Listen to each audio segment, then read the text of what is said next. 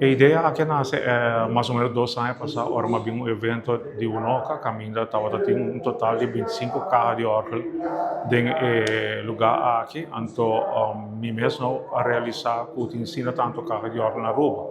So a mim como muita agora de admirar Caha di Orgel, pero como mucho nunca estaba interessado em Caha di Orgel, se botava aí tá chapo, só tá coisa de gente bio.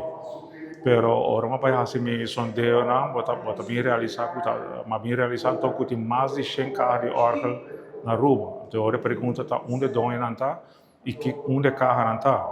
Então é na em que tu tá na se para mim começar a fazer documentário caminha par de mas será um total de 20 entrevistas caminha diferentes donas de Caha di Orgel tá conta a história de não carro. É interessante passar que nós temos carro que over de 100 anos na rua aqui. Correto, tem documentário, botar tanto como trabalhador de Caha di Orgel, botem trabalhador de cilindro, botem clavador de cilindro e também botem tocador de carro.